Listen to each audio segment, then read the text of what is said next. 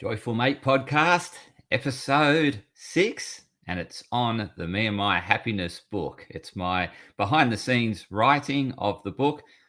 You've probably heard on previous episodes that I'm not a writer, I can talk. So I'm writing a book by talking. So I obviously get the automation to produce a transcribe, and then I work with the transcription. So I've just come off an episode of Me and My Health Up where I interviewed Louise Fitzgerald, who is an intuitive guidance coach, and we spoke about intuition. And a lot of this relates to happiness. The discussion on happiness and finding inner joy is this because our our intuition is there to guide us and to provide us with leadership. So it awakens us to things that we haven't loved or been grateful for. And it keeps reminding us of those things. And this pops when we're most calm. So when we're in that sort of alpha, probably a bit out of alpha, maybe more alpha theta state.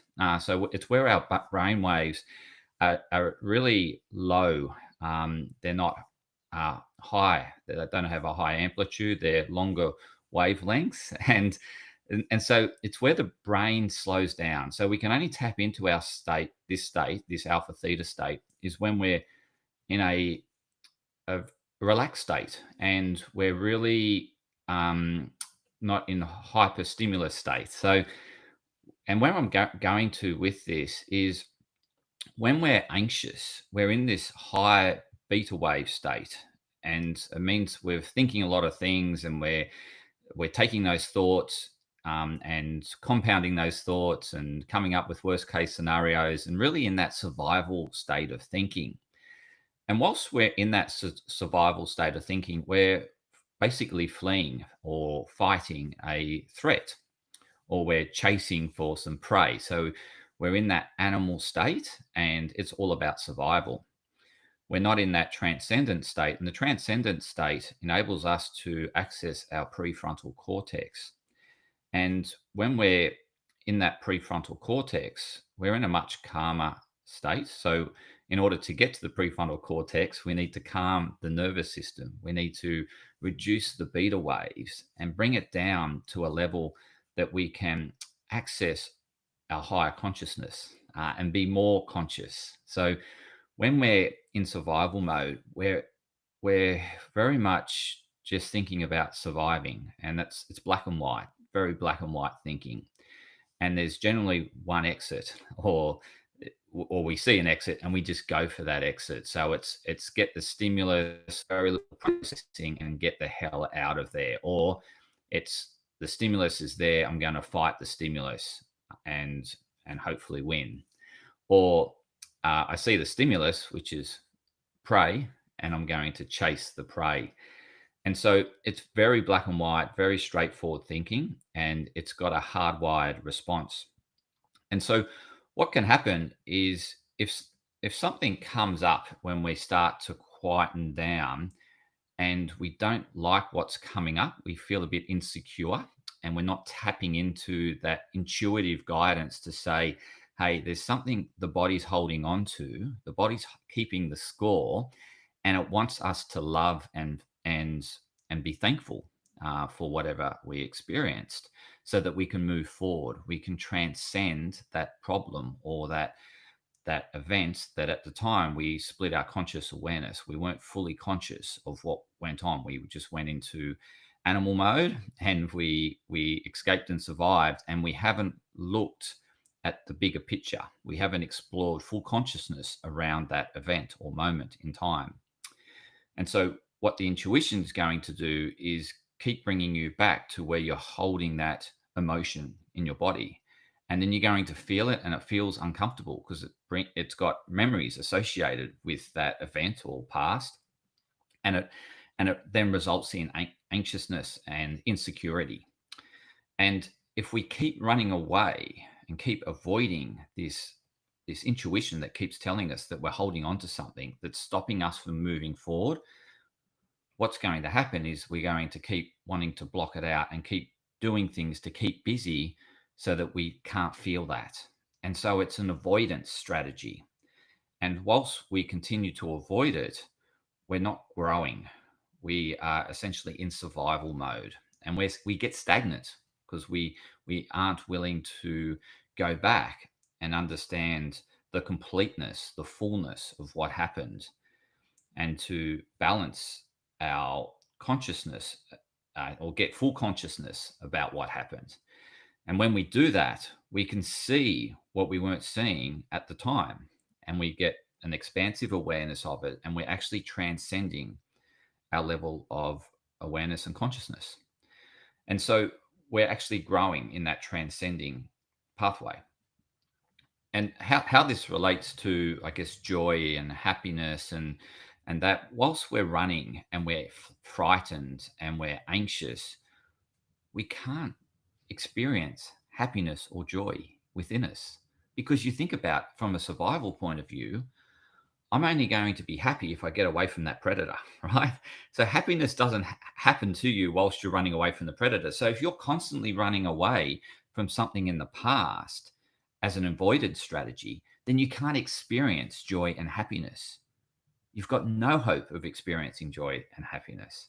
There's no chance because you're fleeing, you're fighting, or you're chasing prey. And you can imagine when we're in the pursuit of prey, we are thinking everything's tied to getting that prey, and then I'll feel joyful and happy. Because if I don't get that prey, I'm going to be disappointed because that means I'm not going to be fed. And in today's context, prey is not food. Well, it can be food. Well, it's probably junk food, but it's a lot more accessible and readable, and it's easier to get. And therefore, we require more of it to feel satisfied. Whereas in the past, we wouldn't come across honey all that frequently, right? It would be a pretty much a freakish moment or a chance moment, a rare occurrence, low probability. And so when we did it, we lit up and we gorged on it, right? We ate, we just consumed the whole honey thing. We couldn't store it, so we consumed as much as we could until we felt sick. Whereas today we run into honey all the time, and so that feeling about, or the association about getting that prey isn't as great today because it's a common occurrence. The longer the gap, as I mentioned in a previous episode, between what you desire and to when you get it, the longer that gap, the longer the anticipatory thing, the greater the reward. So it's, as I mentioned in a previous episode, it's like climbing Mount Everest. So on the pursuit of that summit, it's so far in the distance that you're thinking, really want it. It's really important to me. And again, we've got to be climbing the right mountain. We don't want to be climbing someone else's mountain, and then realize when we get to the top, this is not my mountain. You want to be climbing your mountain. So the mountain you climb needs to be aligned to your values. And so it's really important that, I guess, circling back to this avoidance and not listening to your intuition, you slow down. So a good cue as to whether you're doing this avoidance behavior is when you start to be quiet, you start to feel uneasy, and then therefore you've got to do something. That is you avoiding your intuition, not listening to your intuition. Your intuition's bringing to your conscious awareness. It's always bringing it there. It's only because you've slowed down your mind enough to register, to pick up the signal that you're experiencing. And then what you use as a coping mechanism is that you get busy again to shut it down, to not listen to it. And it's like that pain. So the pain can be like during the day, you sort of, because you're busy and you've got lots of stimulus in, there's lots of information going to the brain, and it sort of numbs the pain a bit because it overrides some of the pathways of which the pain is sending that signal to the brain. And so whilst you're busy, you won't feel the pain as much. But the moment you lie in bed, it becomes really painful, right? Because the stimulus is not there anymore. And this relates to our intuition. So our intuition is bringing to our senses, our sensory awareness, it's like a sixth sense, and it brings us to our consciousness that there's something there that you haven't seen the complete order in. You haven't seen the wholeness in. You haven't been able to love it for as it is, and you haven't been able to express gratitude for what happened because you're holding on to your version of events, the incomplete awareness that you're holding on to. The because when you experience that, and it gets you in survival mode and you feel your life's at threat, you're just consciously aware that you need to get away and to be safe, but you're unconscious of the hidden message that that event's telling you. And so, in order for us to experience more happiness and joy, we need to be able to calm the body, tap into our intuitive guidance, and to be able to work through some of these issues or concerns or problems that you've been suppressing. Because the reason why I say that is that in order to experience happiness and joy, you've got to be relaxed. And every time you get relaxed, you get reminded of something that is that your intuition is bringing into your consciousness, and you're thinking, "Oh, it makes me feel uneasy. I better keep moving. I better keep going. I better keep doing." And therefore, you keep running away from experiencing happiness and joy.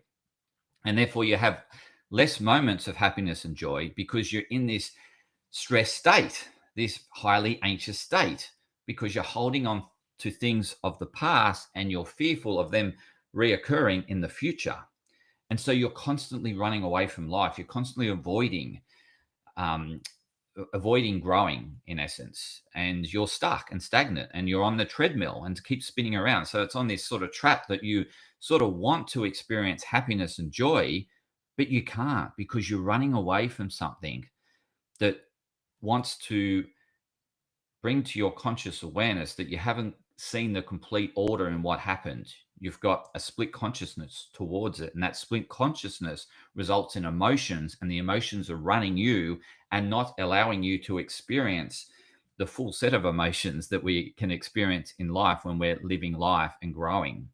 So I just really wanted to tap into this insight that I picked up on from this conversation with Louise Fitzgerald on intuition. And when intuition comes to us, we're calm and relaxed.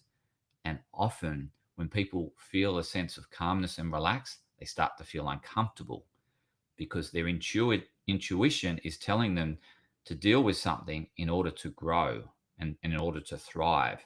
And they feel a bit uncomfortable with that feeling. And so then they think they need to get busy to block it out, to shut it down. And then they use this strategy as a repeat. It goes on a repeat cycle. So every time they get quiet, they get a sense they need to be busy. And so I think a good indication is if you're struggling to be quiet and mindful, then you're in this avoidance habit pattern. And what we need to do is lean into that space. So as a result of this podcast with Louise, which I'll share on this as well, I'll also post it on Joyful Mate, is because like I'm wanting to show to you, I'm stepping into a space through doing this, writing this book of where I feel uncomfortable. I'm not a writer, but I'm finding my way of doing it. And I'm wanting to share the behind the scenes because I don't want you to see that I've just published a book and not realize the amount of effort and the journey that I've been on in order to publish that book. Because when you're scrolling through social media, you're just seeing highlight reels, and that makes you feel that everyone else is achieving success and you're not. But what you don't see on social media is the behind the scenes. And this Joyful Mate podcast sense is all about correcting that. And it might not be great listening to at some points in time because I'm showing you the journey I'm on. So I don't have a recording studio every time a thought pops into my mind, every time I want to capture that thought and get it down so that it's incorporated into the book. And so I'm doing this on the run often, and hence the recording's not great, but it's part of my journey. And it's part of you realizing that any success requires work. Any success requires a lot of work behind the scenes. And so you're not going just to see that I'm holding up a book that I finally published. You're going to realize that I've been on a year long, a couple of year long, 3 year, could be 5 years. I don't know how long this is going to take me, but I'm on a mission, I'm on a journey, I'm stepping into the space and I'm having a go. I'm just, what I want to do is bring you along with me so that as you go on this journey with me, you then step into a space that you feel a bit uncomfortable with, and so that you can grow. And so there might be a goal that's been sitting in the back of your mind that you've been thinking, I really want to get onto this, but I keep deferring it because I fear the unknown. And so whenever we step into a space of uncomfortableness or a space we haven't stepped into, we do feel insecure. That's natural because we're in a new environment, with lots of unknowns. But the only way they can become known is you step in and explore and experience the unknown, and then it becomes known, and then you can keep growing and keep stepping out of that comfort zone. And so that's what I'm doing with this book. I'm constantly challenging myself, seeking new ways to find how I can bring you along this journey with me, because obviously I want it to be an experience that you look forward to. And so each episode needs to be insightful. It I'm looking to improve the audio quality when I'm walking along the beach. So I'm just brought something on Amazon to help me fulfill that and to help me bring you along with me, as opposed to driving you away and thinking that I can't hear him or he's just muffling. And so anyway, I'm looking at ways in which I can constantly improve the experience of going along my journey. And as you go along this journey with me, I would really love you to uh, tackle that goal that has been sitting there that you really want, that you keep putting off because you're too scared to step into that space. Step into the space with me and go into this unknown journey, explore it, and be curious, and just keep that curiosity there. Because whilst you're curious and exploring, life becomes exciting. And you look forward to every new day because you're exploring it's like a kid again, like a kid that is coming into the world and experiencing things for the first time.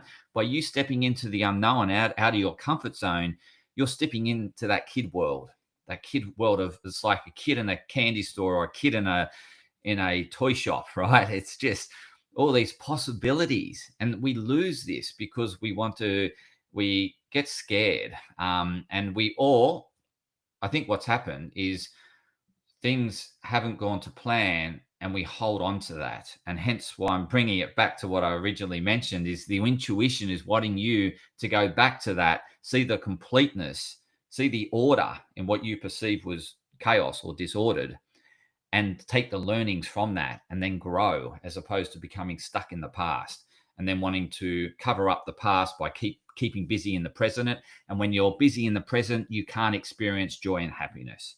So that's really it for this episode. I really wanted to tie it all up, wrap it all in, and make sure that you understand where this episode was going. Because I think in today's society, we have so much stimulus, creating so much of a drive of adrenals. When our adrenals are up, we're not going to experience happiness, or when we do, it's going to be very fleeting and very rare. So in order to experience more happiness and joy, we need to step into the uncomfortableness, and we need to dissolve that thing of the past that may be running us today, in order to experience more happiness and joy going forward.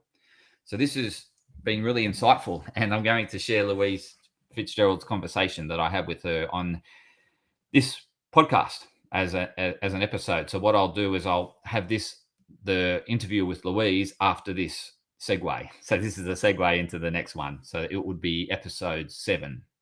So thank you for coming along with the journey. I'm really excited to have you along, and I just want to continue to provide insights around joy and happiness as I go into this book, and as I learn more about it myself and develop my expertise. So thank you for supporting me and coming along the journey. And as I said, the takeaway for you is, what is that goal that you're being putting off? I've been putting off book writing. I've started now, and I can't stop the momentum because I love it. I'm curious. I'm like a kid in a candy store. So what is it that you've been putting off? Start making a step and an inroad into that, and you'll get very curious, and you'll want to explore more and get more and more curious, and you'll create this unstoppable momentum. Okay, so that's it for today. And until next time, continue to experience joy and happiness in your way.